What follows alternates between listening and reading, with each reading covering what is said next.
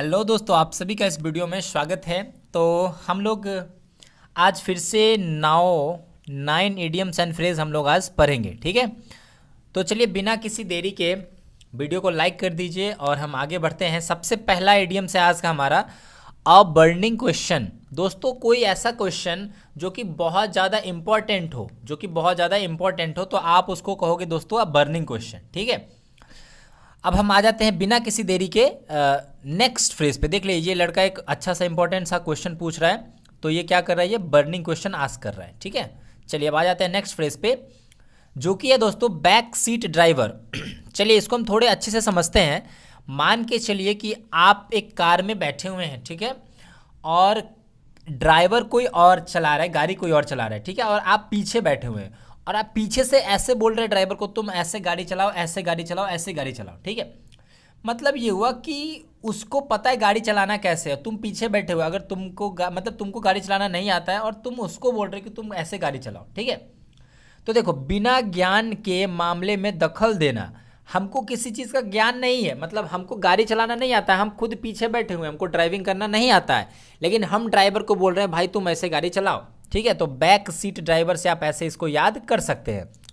Interfering मतलब दखल देना, इन अफेयर्स ऐसे कामों में दखल देना, विदाउट हैविंग नॉलेज जिसमें आपके पास नॉलेज नहीं है, उसमें आप अगर दखल दे रहे हो तो फिर आप क्या कर रहे हो, आप हो बैक सीट ड्राइवर हो, ठीक है। चलिए, तो बैक सीट ड्राइवर का मतलब हुआ आपका किसी चीज़ में नॉलेज नहीं है, ज्ञान नहीं है, फिर भी आप दूसरों को क्या कर रहे हो, ज्ञान दे रहे हो, इंटरफेयर कर रहे हो कि ये करो ये करो, ठीक है।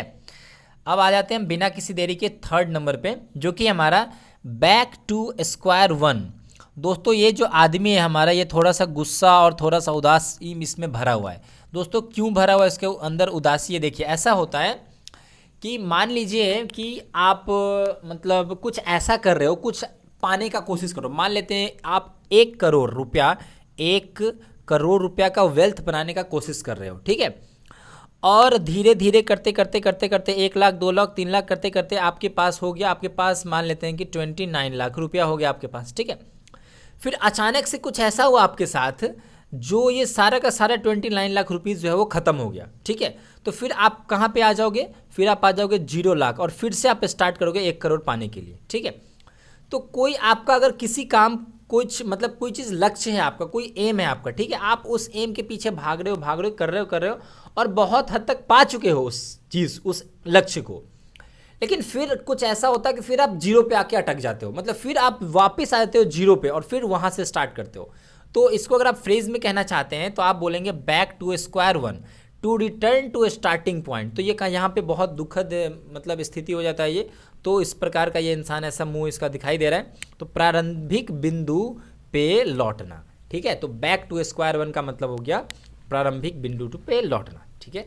अब आ जाते हैं नेक्स्ट फ्रेज पे, जो कि है कॉल इट अ डे। दोस्तों कॉल इट अ डे का भी मतलब कुछ उसी प्रकार का होता है, जैसे मान लीजिए आप अभी अगर मान लेते हैं कि आप 25 या 26 साल के हैं, ठीक है, और आप बचपन में नहीं, मतलब 18-20 साल में बहुत क्रिकेट खेलते थे, बट खेलते खेलते खेलते खेलते मतलब अब आपने उस चीज़ से संन्यास ले कि अब हम नहीं खेलेंगे यार, इसमें कुछ मेरा होने जाने वाला नहीं है, मतलब इसमें हमारा कुछ सक्सेस मिलने वाला नहीं है, अब हम थोड़ा पढ़ाई लिखाई करते हैं, कुछ ऐसा करते हैं। तो फिर आप क्या कर रहे हो, कॉल इट अ डे कर रहे हो, या फिर मतलब कोई भी आप ऐसा काम कर रहे हो जिसमें आपको लगे कि यार मैं इसमें सफल नहीं हो पाऊंगा, उसको आप छोड़ देते हो। डिसाइड करना, क्या करना है, डिसाइड और agree to stop doing something, कुछ चीज़ों को कि अब मुझे ये काम नहीं करना है, उस काम से संन्यास लेना है, ठीक है। तो फिर आप कह सकते हो कॉल इट अ डे। जैसे दोस्तों ऐसा होता है कि बहुत सारे, मान लीजिए कि आपका मन है कि भाई मैं यूट्यूब पे वीडियो बनाऊं, ठीक है। आप बहुत दिन वीडियो बनाते हो, बट आपको पता चलता है कि किसी कारण से आपको उसमें सक्सेस, आपको ऐसा महसूस होता है कि मैं यार नहीं, मेरा वीडियो नहीं चल रहा है, मैं इसमें सक्सेस नहीं हो पाऊंगा, ठीक है। तो फिर आप डिसाइड करते हो कि ठीक है यार, हम इस चीज़ से संन्यास ले लेते हैं, अब हम नहीं करेंगे ये काम, ठीक है। तो आप कह सकते हो उस जगह पे कॉल इट अ डे। बिना किसी देरी के नेक्स्ट फ्रेज पे आ जाते हैं, जो कि हमारा dead in the water. Dead in the water का भी मतलब होता है उसी प्रकार का कि आपको ऐसा महसूस होने लगता है कि इस चीज़ में अब मुझे सफलता मिलने वाली नहीं है, नो चांस ऑफ सक्सीडिंग और मेकिंग एनी प्रोग्रेस। लेकिन इसमें आप संन्यास नहीं लेते हो, यह एक ऐसा सिचुएशन है जिस सिचुएशन में आपको लगता है कि मतलब आपको कोई भी आशा नहीं, निराशा रहती है कि मैं अब सफल नहीं हो पाऊंगा, अब मैं असफल हो जाऊंगा, इसमें मैं नहीं कर पाऊंगा। तो आप बोलेंगे डेड इन द वाटर, पानी में जो है वो मर गया। पानी में कोई आदमी मर गया तो फिर बोलता है अरे छोड़ो यार, जाने दो, अब कोई हमको चांस नहीं है। मतलब ऐसा आप ये ऐसे करके याद कर सकते हो इसको, ठीक है। नेक्स्ट फ्रेज पे आते हैं दोस्तों, easier said then done. Said मतलब होता है कहना, डन मतलब होता है करना। ईजियर है सेड करना मतलब बोलना, दैन किससे, डन से। मतलब ये हुआ दोस्तों कि कहना आसान है करना से, मतलब कहना जो है वो आसान है लेकिन करना जो है वो क्या है दोस्तों, मतलब मुश्किल है। Be more easily talked about than put into practice, किसी चीज़ को प्रैक्टिस में लाना और बस किसी को कह देना। दोस्तों हम अगर आपको मोटिवेट करें कि आप ये करो, दिन भर में 12 घंटा पढ़ो, 14 घंटा पढ़ो, क्या सोना क्या उठना सब भूल जाओ, ये कहना आसान है बट करना बहुत मुश्किल है, तो इसको आप फ्रेज में कहना चाहते हैं तो आप कहेंगे ईजियर सेड दैन डन, ठीक है। चलिए, लेकिन दोस्तों मैं मानता हूँ कि कहना आसान तो है, करना मुश्किल है, बट नामुमकिन नहीं है, कर सकता है हर कोई अगर एक बार अच्छे से ठान ले तो। एक बार ठानने से नहीं होता, प्रैक्टिस करना पड़ता है कि ठीक है मेरे से ये नहीं हो रहा है, फिर करेंगे हम, फिर करेंगे, ठीक है। चलो अब नेक्स्ट फ्रेज पे आते हैं जो कि हमारा फेयर वेदर फ्रेंड्स।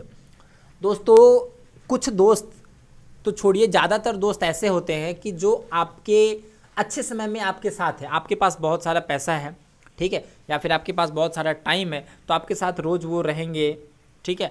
बट जैसे ही आप पे कोई मुश्किल आ जाएगा, आपके पास कुछ नहीं है, ठीक है, तो वो आपका साथ छोड़ देंगे। तो इस प्रकार के फ्रेंड को आप कह सकते हैं फेयर वेदर फ्रेंड। जैसे मान लीजिए कि ये जो आदमी है हमारा, ये आदमी क्या है, ये आदमी के पास मान लीजिए कि 1 मिनट के लिए सिंहासन पे बैठा है, तो सारे के सारे दोस्त इसके करीब करीब घूम रहे हैं। लेकिन जैसे ही इसका मतलब जो गद्दी है वो छूट जाएगा, वो सारे के सारे दोस्त जो है वो गायब हो जाएंगे। तो इस प्रकार के फ्रेंड को आप बोल सकते हो फेयर वेदर फ्रेंड्स, ठीक है। नेक्स्ट वर्ड पे आ जाते हैं जो कि हमारा गेव अवे। दोस्तों आप यूट्यूब पे अगर मतलब वीडियोस देखते हैं बराबर, तो आपको ऐसा लगता होगा कि बहुत सारे यूट्यूबर कहते हैं कि अब मैं दोस्तों जो इस वीडियो पे मतलब जिसके कमेंट पे 0 लाइक होगा उसको हम आईफोन गिव अवे करने वाले हैं, ठीक है। मतलब हम किसी चीज़ को अगर डिस्ट्रीब्यूट करना चाहते हैं लोगों के बीच में तो हम उसको कहते हैं दोस्तों गिव अवे। गिव अवे का मतलब होता है दोस्तों डिस्ट्रीब्यूट करना। ये आदमी देखिए क्या कर रहा है, ये पैसा डिस्ट्रीब्यूट कर रहा है। तो गिव अवे का मतलब होता है डिस्ट्रीब्यूट करना, हिंदी में कहते हैं वितरित करना, ठीक है। अब हम आज के नेक्स्ट और लास्ट फ्रेज पे आ जाते हैं जो कि हमारा had not a leg to stand on. दोस्तों यहाँ जो लिखा हुआ है उसको 1 मिनट के लिए भूल जाइए और इसका हम रियल मतलब आपको बताते हैं। ये तो एसएससी में आया था, वो यहाँ पे लिखा हुआ है। दोस्तों इसका रियल मतलब ये होता है कि जैसे आपको अगर ये बोला गया कि तुमने ये काम क्यों नहीं किया, ठीक है, तो आप एक रीज़न बताते हो, आप एक बहाना बनाते हो कि मैं वहाँ पे मतलब मान लेते हैं कि टीचर आपको बोले कि तुमने होमवर्क क्यों नहीं किया, तो आप बोलते हो सर वो लाइन नहीं था, तो सर अंधेरा था, तो सर मैं नहीं कर पाया, या फिर सर होमवर्क तो बन गया था, मेरा कॉपी घर पे भूल आया, ठीक है। तो ये जो आप रीज़न बता रहे हो ये मतलब पक्का रीज़न नहीं है जिससे टीचर सेटिस्फाई हो जाए, ठीक है। मतलब आपके पास कोई ऐसा स्टैंड नहीं है, मतलब ऐसा आप जो बोल रहे हो आप उसमें उतना ज़्यादा वजन नहीं है जिस पे लोग विश्वास कर सकें।